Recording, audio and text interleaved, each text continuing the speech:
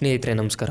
ರಾಘವ್ ಚಡ್ಡಾ ಮತ್ತು ಆಮ್ ಆದ್ಮಿ ಪಾರ್ಟಿಯ ಇನ್ನು 6 ಪ್ರಮುಖ ಸಂಸದರು ಅಚಾನಕ್ಕಾಗಿ ಬಿಜೆಪಿ ಸೇರಿಕೊಂಡಿದ್ದಾರೆ. ಒಂದೇ ದಿನದಲ್ಲಿ ಆಮ್ ಆದ್ಮಿ ಪಾರ್ಟಿ ತನ್ನ ರಾಜ್ಯಸಭೆಯ 10ರಲ್ಲಿ 7 ಪ್ರಮುಖ ನಾಯಕರನ್ನು ಕಳೆದುಕೊಂಡಿದೆ. ಆದರೆ ಅರವಿಂದ್ ಕೇಜ್ರಿವಾಲ್ ಅವರ ಅತ್ಯಂತ ಹತ್ತಿರವರಾಗಿ ಪರಿಗಣಿಸಲ್ಪಡುವ ರಾಘವ್ ಚಡ್ಡಾ ಅವರು ಏಕೆ ಇಷ್ಟು ದೊಡ್ಡ ನಿರ್ಧಾರ ತೆಗೆದುಕೊಂಡರು? ಇದನ್ನು ಸರಳವಾಗಿ ತಿಳಿದುಕೊಳ್ಳೋಣ. ಕಳೆದ ಕೆಲವು ವಾರಗಳಿಂದ ಆಮ್ ಆದ್ಮಿ ಪಾರ್ಟಿ ಒಳಗೆ ಸಾಕಷ್ಟು ಉದ್ವಿಗ್ನತೆ ನಡೆಯುತ್ತಿತ್ತು. ಏಪ್ರಿಲ್ ಆರಂಭದಲ್ಲಿ ಪಕ್ಷವು ರಾಘವ್ ಚಡ್ಡಾರನ್ನು ರಾಜ್ಯಸಭೆಯ ಡೆಪ್ಯೂಟಿ ಲೀಡರ್ ಸ್ಥಾನದಿಂದ ತೆಗೆದುಹಾಕಿತು. ಪ್ರೆಸ್ ಕಾನ್ಫರೆನ್ಸ್ನಲ್ಲಿ ರಾಘವ್ ಅವರು ಸ್ಪಷ್ಟವಾಗಿ ಹೇಳಿದ್ದಾರೆ, ಹಳೆಯ ಆಮ್ ಆದ್ಮಿ ಪಾರ್ಟಿ ಈಗ ಬದಲಾಗ್ಬಿಟ್ಟಿದೆ. ಪಕ್ಷ ತನ್ನ ದಾರಿಯಿಂದ ತಪ್ಪಿದೆ ಮತ್ತು ನಾನು ಇವರ ತಪ್ಪುಗಳ ಭಾಗವಾಗಲು ಇಷ್ಟಪಡುವುದಿಲ್ಲ ಎಂದು ಅವರು ನೇರವಾಗಿ ಪಕ್ಷದ ಮೇಲೆ ಭ್ರಷ್ಟಾಚಾರ ಮತ್ತು ಪ್ರಾಮಾಣಿಕ ರಾಜಕೀಯವನ್ನು ಬಿಟ್ಟುಬಿಟ್ಟಿದೆ ಎಂದು ಆರೋಪ ಮಾಡಿದ್ದಾರೆ.